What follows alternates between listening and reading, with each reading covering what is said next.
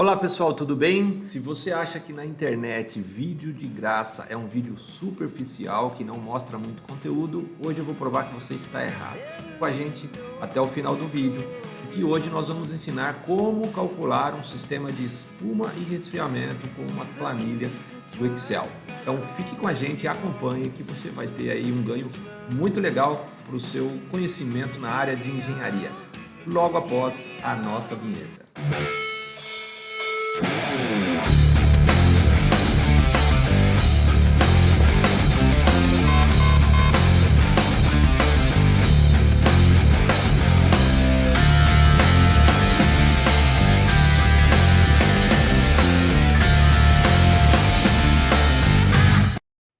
Pessoal, eu sou o professor Silmar Sendim, sou engenheiro civil, engenheiro eletricista, engenheiro de segurança e trabalhei aí por quase 30 anos no Corpo de Bombeiros do Estado de São Paulo. E a gente ministra aulas aí ao longo do tempo sobre proteção contra incêndio.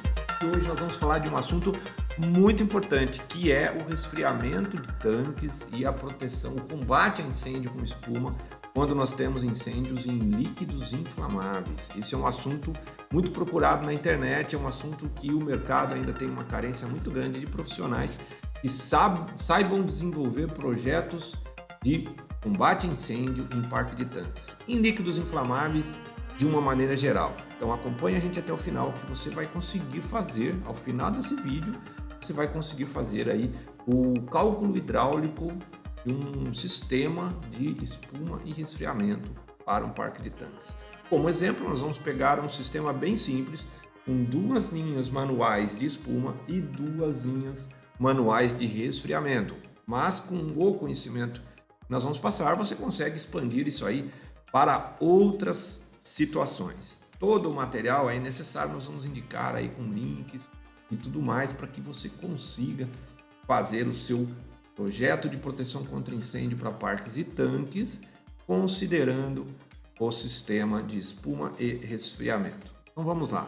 Nós temos aqui, pessoal, um parque de tanques, né, feito aí num software muito bacana.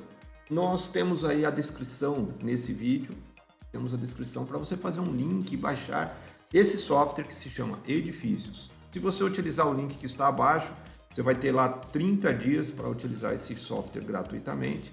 E depois, se você precisar de mais tempo, fala com a gente aí diretamente que a gente consegue um tempo maior para você estender esse teste. Tá? Esse software ele é um software de arquitetura e que também tem MEP, mecânica, mecânica, elétrica e plumbing. Né? Então, a sigla MEP é utilizada no sistema BIM para você ter as suas especialidades. Então, se você tiver interesse em entrar para o mundo BIM, você acesse aí o link que está abaixo. Mas para que você consiga esse tempo ainda maior, você precisa usar o link que está na descrição do vídeo. Bom, então nós fizemos aqui, né, um parque de tanques para que a gente possa fazer o nosso cálculo. Eu não vou entrar no vídeo de hoje nos pré-requisitos para você saber quanto que você precisa de espuma e resfriamento para um tanque. O vídeo de hoje é para que você saiba fazer o cálculo hidráulico. Por que eu vou direcionar o vídeo para esse assunto? Porque a gente percebe no dia a dia muitas pessoas que sabem fazer o cálculo mínimo de vazão para um tanque, para resfriar e para espuma, mas que não fazem o cálculo hidráulico e, portanto, está errado o cálculo, não é aquilo que vai acontecer, né? Porque as leis da física ela tem as suas regras, além das leis das instruções técnicas, nós temos que respeitar as leis da hidráulica. Então o vídeo de hoje é para você que já sabe quanto que você precisa colocar de vazão mínima para que você consiga fazer o cálculo hidráulico. Esse é o objetivo do nosso vídeo de hoje, certo? Se você tem dificuldade ainda em fazer esses outros cálculos, pré-cálculos, né? Nós temos também na descrição do vídeo o nosso curso de espuma e resfriamento. A gente já milita nesse assunto mais de 20 anos e temos lá um compilado muito importante de informações que vai facilitar a sua vida. Esse vídeo é apenas sobre o cálculo hidráulico. Então vamos lá, nós temos aqui o nosso parque de tanques, né? Mas aqui tem muita informação para a gente fazer o cálculo em cima dela. Nós temos aqui o terreno, nós temos parte da tubulação que está enterrada, então não tem como a gente fazer com essa vista, né? E aí está uma facilidade do software BIM. Eu já preparei aqui para a gente uma perspectiva isométrica. Aqui a perspectiva isométrica, né, de toda a tubulação existente no parque de tanques. Nós não vamos precisar de toda a tubulação existente no parque de tanques. Nós vamos apenas utilizar a tubulação que está atendendo os tanques, né, ou o cenário, os tanques que estão no cenário de maior risco. Então nós já fizemos um estudo de cenários, nós já fizemos aí a seleção de qual cenário é o mais desfavorável e agora nós vamos fazer a proteção com 2 linhas manuais de espuma e 2 linhas manuais de resfriamento. Então nós selecionamos aqui, né, o ponto mais desfavorável, né, quer dizer, já é o nosso cenário de maior risco e nós já pontuamos os pontos de balanço hidráulico, que é aquele ponto que nós precisamos parar o nosso raciocínio de cálculo e a partir daquele ponto começar novamente, porque as fórmulas que nós utilizamos para a perda de cargas, elas têm as suas variáveis. Então, na fórmula de Hazen-Williams, por exemplo, nós temos lá a vazão, nós temos o atrito provocado pela rugosidade do tubo. Então, se você mudar o material do tubo, você também tem que mudar o seu cálculo. Você faz o cálculo até ali e a partir daquele trecho você começa outro trecho de cálculo, porque você mudou uma das variáveis da fórmula de Hazen-Williams, que é o coeficiente de rugosidade. Tá? E a outra variável importante é o diâmetro. Então, se você mudar o diâmetro, você precisa também parar o seu trecho de cálculo ali e começar novamente. Então, na prática, são 3 variáveis que fazem com que a gente interrompa o trecho de cálculo e comece novamente. A vazão, o diâmetro do tubo e o material do tubo. Sempre que no caminho do cálculo tiver uma mudança dessas variáveis, você precisa parar o seu cálculo. Muita gente tem dúvida, né? Que momento, onde que eu coloco o ponto de cálculo? Tá? Por exemplo, aqui embaixo. Será que eu preciso aqui, nessa curva, né? Eu preciso parar o meu ponto de cálculo aí? Não, porque a vazão vai continuar sendo a mesma. O diâmetro da tubulação vai continuar sendo o mesmo. E a vazão também, certo? Bom, aqui eu nomeei 4 hidrantes para eu utilizar no meu cálculo. Eu coloquei H1, H2, H3 e H4. Por que que eu não coloquei o HE de espuma 01, o HE de espuma 02, depois o HR de resfriamento 01, o HR 02? Muita gente faz esse tipo de apresentação, esse tipo de nomeação dos seus pontos de hidrantes. Ocorre que nós não podemos nomear os nossos hidrantes pensando num cenário. Os nossos hidrantes, eles servem para vários cenários infinitos, é muito tempo, é muito, né? Mas ele serve para dezenas de cenários às vezes. Então, eu não posso nomeá-lo pensando apenas num cenário. Por isso que eu nomeio H1, H2, H3 até o final. Mas isso, obviamente, é uma questão de convenção. Isso não vai fazer com que o seu cálculo esteja errado, tá? É uma nomenclatura que eu uso porque ela serve para várias situações. E outra, como eu estou usando linha manual, eu posso usar essa linha manual tanto para espuma quanto para resfriamento. Basta que eu mude o meu esguicho, né, no final da linha de mangueiras. Então, eu estou usando aqui uma numeração sem indicar ainda se é um hidrante de espuma ou resfriamento. Como que eu vou fazer essa indicação no meu cálculo? No momento que eu for indicar o esguicho que eu vou trabalhar, se for um esguicho que proporciona espuma, eu já sei, né? Eu tenho o fator K daquele esguicho, eu já vou saber que ali é um local que vai ser utilizado com espuma e não com água, certo? Bom, então aqui eu nomeei os 4 hidrantes e nomeei os pontos de equilíbrio. Então, só nesse trechinho aqui, ó, eu tenho um ponto A, que eu nomeei como ponto A, você chame do nome que você quiser, basta que você chame depois no mesmo nome na planilha de cálculo. Tá? Lembrando que nós estamos utilizando aqui uma planilha de cálculo do Excel que nós desenvolvemos, que também tem o link aí na descrição do vídeo, para quem ainda não tem essa tabela, e você pode utilizar softwares também de hidráulica, que é muito mais fácil de você operar. Embora em sistemas pequenos como esse fica quase que igual, né? Bom, então aqui ó, a água vai para o H1, a partir do ponto A e para o H2. Então no ponto A eu tenho que nomear esse ponto. Por quê? Porque daqui para cá eu vou ter uma mudança de vazão. Eu vou estar com a vazão dos dois hidrantes. Por isso que eu nomeio este ponto. Do lado de cá, a mesma coisa. Eu tenho H3 e H4 que se unem aqui nesse T, por isso eu nomeei de ponto B. E depois eu tenho mais um trechinho aqui que vai unir tanto a vazão do lado de cá quanto a vazão do lado de cá. Por isso eu nomeei como ponto C. Porque partir, né, desse ponto C para trás, né, porque nós estamos fazendo o cálculo do hidrante mais desfavorável para a bomba, mas nós não podemos perder de vista, né, de pensar que a água vai vir da bomba para o hidrante. Então, cuidado, porque isso pode causar uma dificuldade de entendimento quando a gente vai falar de perda de carga por altura. Tá? Então, a água vem da bomba para o hidrante. O raciocínio nosso que é do hidrante para a bomba. Então, aqui do ponto C para trás, eu tenho a vazão dos 4 hidrantes. Tá? Eu continuo seguindo aqui no nosso trecho, né? E lá no terceiro conjunto de hidrantes, eu tenho o ponto D. Por que eu nomeei aqui como ponto D? Porque eu mudei o diâmetro da tubulação nesse trecho. Ora, se eu mudei o diâmetro da tubulação, eu tenho que começar a calcular novamente a perda de carga, porque o diâmetro ele faz parte da equação de Hazen-Williams. Se eu mudei o diâmetro, eu não posso continuar no mesmo trecho, certo? Não posso fazer uma média do diâmetro.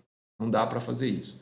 Então, aqui é o ponto D, onde eu não tenho equilíbrio hidráulico, eu só tenho a mudança de diâmetro da tubulação, é a mesma vazão que está aqui, é a vazão que está aqui, tá? E vou até lá, vou até a minha bomba. Então, me aproximo aqui, né, da minha bomba de incêndio, está aqui a bomba de incêndio, e aqui é a entrada da RTI, Reserva Técnica de Incêndio, certo? Todos os trechos já estão com seus diâmetros e distâncias, né, comprimentos, e eu consigo visualizar as peças hidráulicas ali para a gente colocar também no nosso cálculo. Temos a distância real e a distância equivalente das peças hidráulicas que estão no nosso trecho, certo? Então, veja que bacaninha essa casa de bombas, né? Obviamente, isso não é um projeto legal que a gente apresenta no Corpo de Bombeiros, isso é um projeto executivo. Aliás, fica aí a dica para você, um nicho de mercado bem bacana, tá? Nós temos aí nos nossos cursos e treinamentos condições de treiná-lo para que você esteja apto a fazer projetos executivos, tá? Bom, então vamos começar o nosso cálculo, né, aqui nos pontos mais desfavoráveis. É sempre assim que a gente começa o nosso cálculo hidráulico, tá? Bom, então o primeiro trecho que eu vou fazer é o trecho H1PA, que é um trecho bem pequeno, né? Mas nós temos que começar o nosso cálculo por aí. Então eu vou lá na minha planilha do Excel, está aqui uma planilha do Excel já preparada para isso. Obviamente que é uma planilha que serve para vários projetos, você precisa adaptar de acordo com o seu projeto. Às vezes você não tem 2 linhas de resfriamento, você tem 3, 4, 5, 20 linhas de resfriamento. Você consegue adaptar essa planilha está totalmente aberta, com as fórmulas lá aparentes, não está travada, né? Então você consegue fazer alterações nessa planilha para adaptá-la ao seu caso concreto. Essa está adaptada para essa situação que nós temos como exemplo, que são 2 linhas de resfriamento e 2 linhas de espuma. Então a gente vem aqui ó, do H1 ao ponto A, que é o trecho que a gente está fazendo a análise, né? Primeira coisa, a gente tem que determinar qual é o esguicho que nós vamos colocar nesse sistema. Como eu estou trabalhando nesse ponto, eu escolhi trabalhar com espuma, poderia trabalhar com esfriamento e depois espuma fazer lá no 3 e no 4, ou eu poderia fazer no H1 espuma, no H2 resfriamento, isso fica a critério do projetista. Então eu escolhi trabalhar com espuma, então eu estou colocando aqui o catálogo, o bico EVR, bico não, o esguicho EVR, traço 95. O esguicho EVR ele tem 4 posições do seletor. A primeira posição que eu posso trabalhar com espuma é a posição 95. Então, eu vou colocar essa indicação assim aqui, porque dependendo da posição do seletor do esguicho, você tem um rendimento do esguicho diferente, você tem um fator K diferente. Então eu coloquei o esguicho EVR da KID esse vídeo não é patrocinado, tá, gente? Fica aí a dica, KID, se quiser patrocinar, nós estamos abertos a isso. Então tá aqui o EVR 95, que me dá um fator K de 130.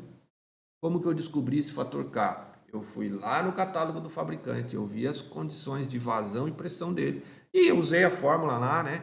Q igual a K raiz de P, que está lá na NBR 10897 e em várias outras NBRs e instruções técnicas e etc. Então, a relação de vazão e pressão, ela me dá o fator K, o rendimento daquele equipamento. E eu preciso sempre do rendimento do equipamento para fazer cálculos hidráulicos, inclusive para hidrantes. Assistam aí os nossos vídeos que falam sobre isso, está aqui a descrição do nosso último vídeo de hidrantes.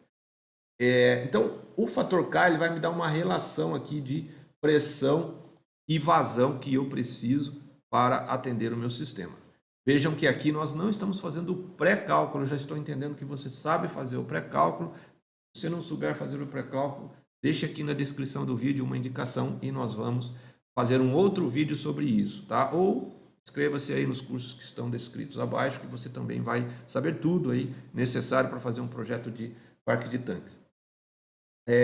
Com relação à pressão mínima também tem que olhar o catálogo, nós não podemos trabalhar com qualquer pressão, nós temos sempre que obedecer a pressão mínima que está na norma, a pressão que está no catálogo e também, né, uma pressão mínima para que atinja a vazão necessária, a vazão descrita em norma, certo?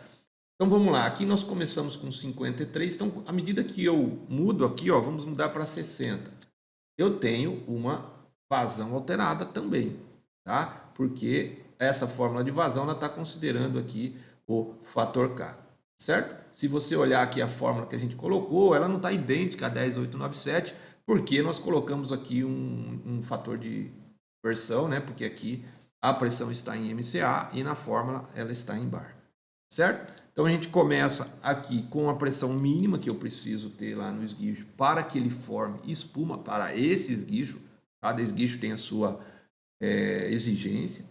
E aí vai me dar uma vazão ali de 299,28, que eu estou considerando que é suficiente para o meu projeto. Você precisa conferir isso aí fazendo o pré-cálculo.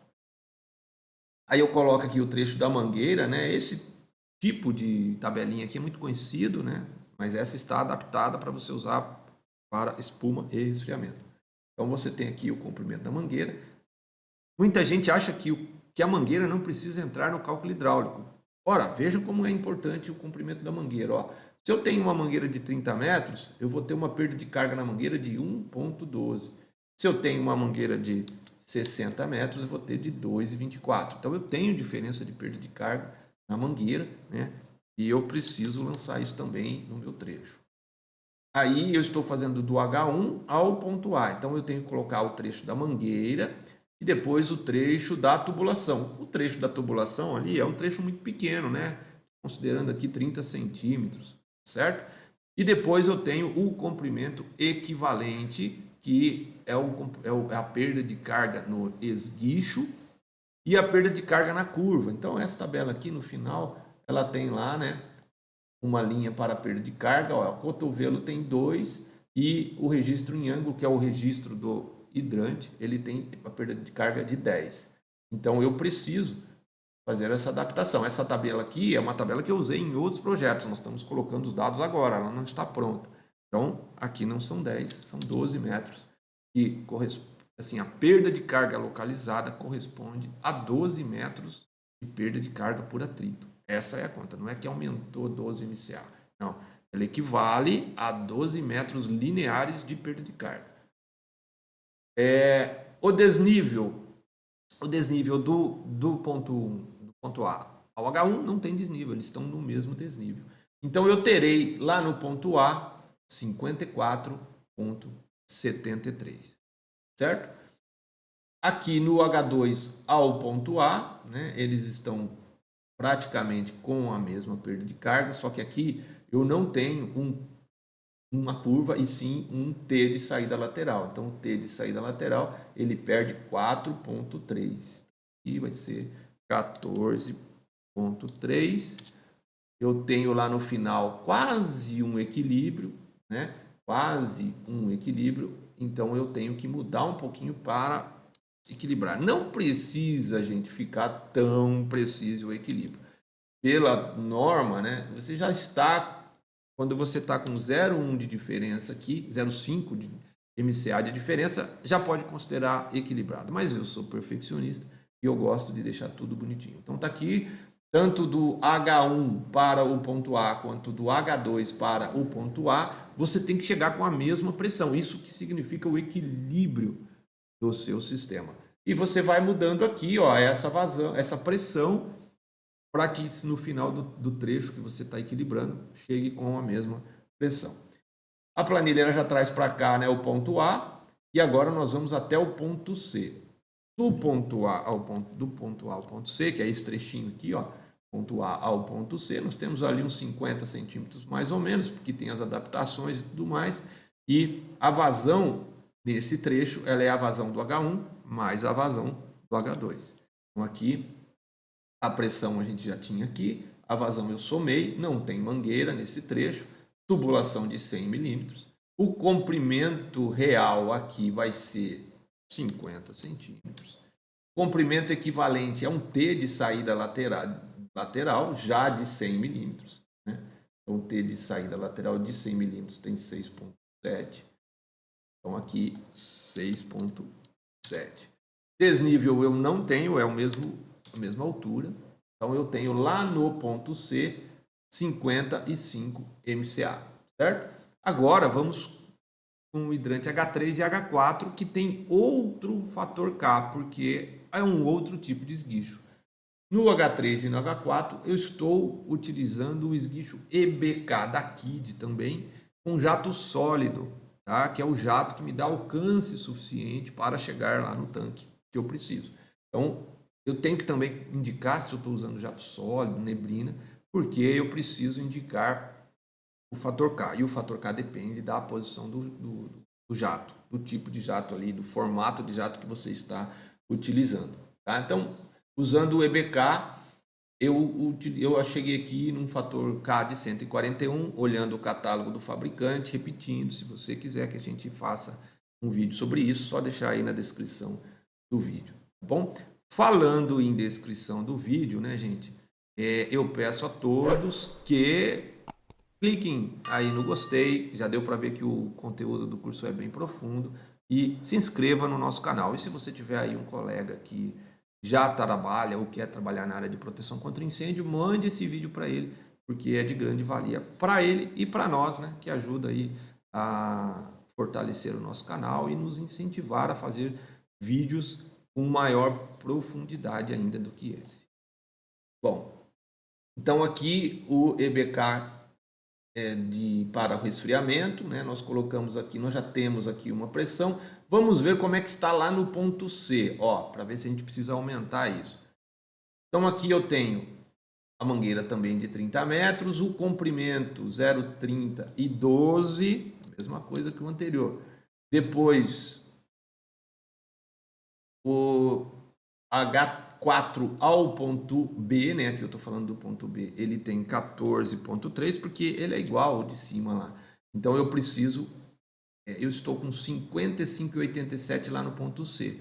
Então eu preciso aumentar um pouquinho, diminuir um pouquinho, para que eu equilibre com o ponto C vindo lá do H2. Tá? Então vamos diminuir um pouco. Vamos colocar aqui 52. Não equilibrou.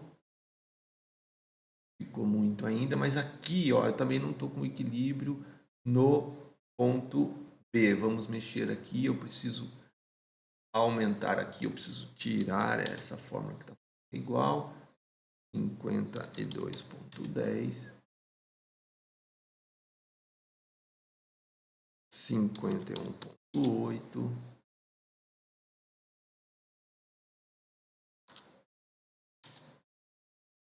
Pronto, equilibramos. Está um pouquinho 0,7 de desequilíbrio no ponto B, mas como eu disse, até 0,5, né, a gente está equilibrado. Então está aqui, Lá no ponto C, veja que está os dois da mesma cor, ó, eu tenho um equilíbrio da pressão com 55 MCA, certo?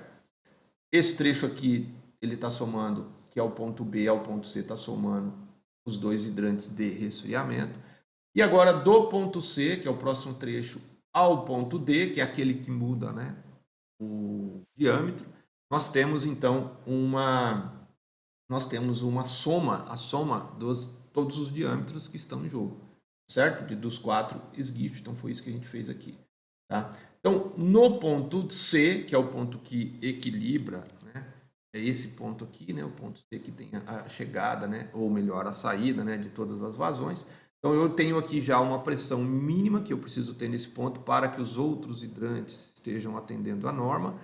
E daqui para cá eu vou considerar a vazão de todo o sistema, certo? Então, agora nós vamos fazer o cálculo do ponto C para o ponto D, né? Que é aqui nesse trecho. Para isso, nós temos que colocar essas medidas na nossa fórmula do Excel. Então, vamos lá. Qual é a distância do ponto C ao ponto D? Então, vamos aqui usar a nossa calculadora. 1.15. Posso ignorar a terceira casa da vírgula, né? É que isso está com 3 casas decimais porque eu fiz isso automaticamente. O software, ele me dá os trechos automaticamente. Essa é uma das vantagens aí de um sistema BIM, né? Conforme você lança aqui as informações, você vai ter essa informação sendo utilizada em várias oportunidades aí. Tá? Então a gente viu que eu somei agora, deu 46,98. Então vamos voltar para a nossa planilha. Do ponto B, ou melhor, do ponto B, ponto C ao ponto D, nós temos a distância de 46,98. Tá? Diâmetro, esse diâmetro ainda é de 100 milímetros. Comprimento equivalente, então vamos voltar lá, né? Nós temos aqui uma curva, um T de passagem direta, outro T de passagem direta.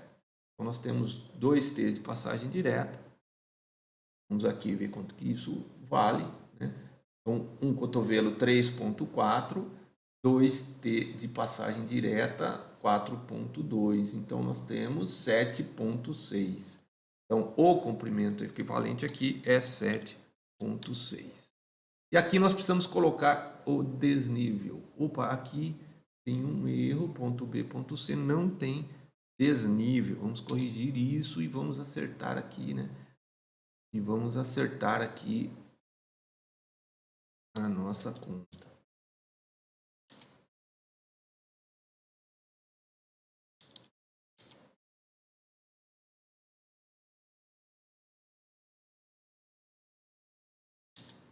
Vamos corrigir aqui que estava errado. Um pouquinho mais aqui.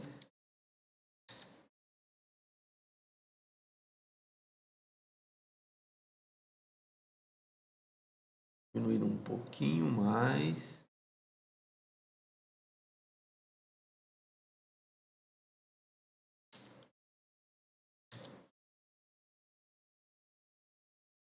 Um pouquinho mais.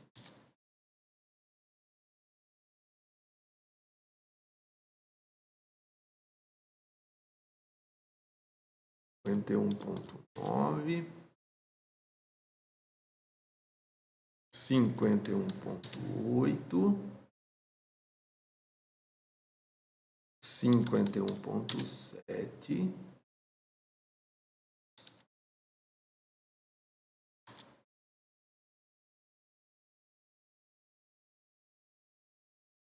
Temos que equilibrar aqui, ó, as duas fórmulas em azul. Na realidade, tem que subir um pouquinho aqui.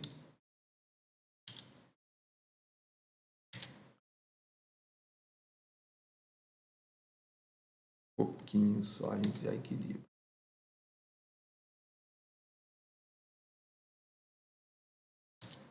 Pronto, equilibrado. Então, agora no ponto C a gente já colocou o comprimento real, comprimento equivalente, e aqui sim tem um desnível. Vamos ver qual que é esse desnível. Do ponto D, lembre-se que a água está indo nesse sentido. Portanto, a água vai ter que subir 1,15. Ela vai subir. Se ela vai subir, é perda de carga, é positivo na equação. Se ela estivesse descendo, seria negativo, porque eu estou calculando perda de carga. Então, vamos colocar lá na tabela 1,5, 1,15, tá? E isso vai entrar no cálculo de pressão, tá? Agora, vamos do ponto D ao ponto A, bomba de incêndio, direto. Então, aqui ele pega a pressão que já está nesse ponto, né? O diâmetro da tubulação muda para 150, a velocidade é calculada automaticamente e o trecho nós temos que ir lá e levantar na nosso projeto. Então, nós fizemos o cálculo até aqui, agora vamos somar esses trechos. 35,40, 35,40 mais 0,80. Mas isso é um desnível. Será que eu tenho que somar o desnível também na perda de carga por atrito? Também. Ele entra tanto na perda de carga por atrito quanto no desnível. Tá? Então, eu tenho que somar essa distância do desnível 2 vezes. Não tem problema, é assim mesmo. Porque naquele trecho vai ter uma perda de carga por atrito e vai ter uma perda de carga também pelo desnível. São concomitantes essas perdas de carga. Então, nós temos que somar agora até a nossa bomba.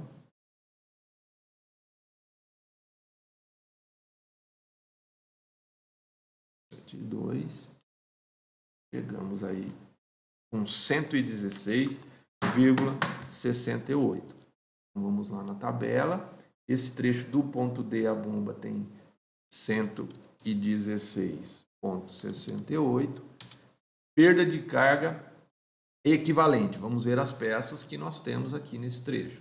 Então, daqui eu já contei. Aqui eu tenho 1, 2, 3, 4, 5, 6, 7 cotovelos. Então, 7 cotovelos de 150. Está aqui na minha tabelinha de perda de carga. Cotovelo tem 4,9. 4,9 vezes 7 dá 34. Vamos lá que tem mais peças. Então, cotovelos são 7. Aí depois eu tenho uma válvula de gaveta e uma válvula de retenção. Então, a válvula de gaveta, ela perde 1,1 e a válvula de retenção leve perde 12,5. Então, somei todas essas perdas, dá 47,9. Então, perda de carga está lá, 47,9. Desnível. Agora vamos aos desníveis. Então, vamos fazer esse controle da bomba para frente. Então, aqui sobe 70 centímetros, mas aí tem mais o tamanho da válvula, tal. Isso aqui chega em 1,50 mais ou menos. Daí eu desço, aqui é negativo, porque está descendo. Desço 3,08. Tá? Estou ganhando carga. E depois eu subo, perda de carga, positivo.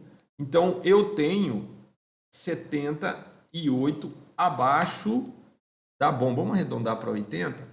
Então aqui eu tenho uma perda de carga, ou melhor, um ganho de carga de 80 centímetros. Cheguei lá na bomba com 61,95. Será que eu preciso fazer o trecho entre a bomba e a reserva? Será que eu preciso incluir a bomba até a reserva no meu cálculo? Sim, porque imagine que essa reserva de incêndio esteja muito alta, numa montanha ou num pedestal lá de 15 metros de altura, a base dela. Então eu teria que acrescentar esse ganho de carga no meu cálculo. Ou então que ela estivesse enterrada ali a 2 metros e eu precisasse fazer a sucção. Então a distância e o desnível, principalmente, da bomba para a reserva é importante, tem que entrar no seu cálculo. Por isso que nós vamos fazer o cálculo até a reserva, certo? Lembrando que nós temos limites de fazer essa sucção. Nós não podemos buscar água aí muito longe, porque nós teríamos aí um problema de cavitação, né? O cálculo de NPSH da bomba ela não iria passar, tá bom? Então, se você quiser aí um vídeo sobre isso também, que eu acho que é um assunto que muita gente gosta de ouvir, coloque aí na descrição do vídeo, certo? Nos comentários, aliás, do vídeo. Bom, já que você se inscreveu no canal, né? Nós vamos então finalizar aí o nosso cálculo hidráulico. Então vamos lá, nós estamos lá com o cálculo na bomba de incêndio, vamos agora fazer da bomba de incêndio a reserva. A tubulação, muita gente acha que a tubulação antes da bomba tem que ser num diâmetro maior do que depois da bomba, certo? Existem algumas indicações lá da NFPA 20, né, para isso em algumas situações, mas o que está na regra nacional é que a velocidade antes da bomba ela é menor, ela é no máximo 3 metros por segundo, se for uma bomba afogada, ou se ela tiver aí uma sucção, né, fazer uma sucção negativa, ela vai ter que chegar em 2 metros por segundo apenas. E depois da bomba, né, nós temos 5 metros por segundo máximo de velocidade. Então, o que acontece normalmente, seu diâmetro fica maior antes da bomba, porque você precisa ter uma velocidade menor. Mas nesse caso, nós estamos com a velocidade de 1,18 antes da bomba. Então, mesmo se a caixa d'água estivesse abaixo da bomba, nós poderíamos manter essa velocidade, tá? E o comprimento da tubulação entre a bomba e a reserva, vamos lá ver. Então, nós temos aqui alguns trechos, temos que somar, né? 1,72 mais 1,12 mais 1,72. Então, nós temos 4,56. 4,56. Comprimento equivalente. Nós temos um gaveta, uma curva, um T de saída lateral e a entrada do cano, né? Que ela causa ali uma perda de carga também. Então, vamos lá ver quanto que isso significa. Então, 150 eu tenho 4,9. Depois eu tenho uma gaveta que é 2,5. E depois eu tenho um T de saída lateral que é 10. E depois eu tenho a saída do cano que é 5, equivale a 5 metros. Então eu tenho 22,4 de perda de carga nesse trecho. Perda de carga equivalente. Então vem aqui 22,4. O desnível não tem desnível, está todo no mesmo nível, né? Então é 0. Certo? Bom, chegamos então, pessoal, numa bomba de 62,27 MCA e a vazão de 1.246. Isso é o valor da bomba calculado. Eu posso, a partir dessa informação que a gente chegou com cálculo, né, eu posso aí escolher uma bomba um pouquinho acima para ficar com uma margem de segurança e não ter problema aí no caso da instalação, desviar um pouquinho do trajeto que nós fizemos no projeto. Então eu sempre costumo deixar aí pelo menos uns 10%, né, o que vai dar aí uma bomba de 68 e a vazão de 1.500. Tá? Então isso aqui é a opção do projetista, certo? Essa tabela aqui ela tem outras funções abaixo para você calcular a reserva de espuma, para você calcular a reserva d'água também que precisa, mas não é objeto do nosso vídeo de hoje, tá bom? Então o nosso vídeo hoje tinha a intenção de ensiná-lo a fazer um cálculo hidráulico para espuma e resfriamento. Muita gente me pergunta como fazer para sistemas que têm mais de um hidrante. Esta planilha e esse vídeo serve também para você que quer fazer o cálculo hidráulico com 4 hidrantes. Basta que você coloque o mesmo fator K nos 4 hidrantes, não tem problema nenhum. Você colocando o fator K, matematicamente vai estar correto. Coloque lá os 4 como esguicho EBK sólido. A gente colocou e você vai ter ali o seu cálculo de hidrantes com 4 hidrantes iguais, certo? Então, pessoal, muito obrigado de ter assistido esse vídeo até aqui. Eu agradeço bastante, né, você estar aí confiando no nosso trabalho. Fique com a gente aí no canal, clique no sininho para você receber aí todas as indicações. Entre na nossa página silmarcendim.com, tem uma série de materiais ali que podem te ajudar na sua carreira de proteção, né, na área de engenharia de proteção contra incêndio. Tá bom? Muito obrigado por ter assistido até aqui esse vídeo e nos vemos na próxima aula.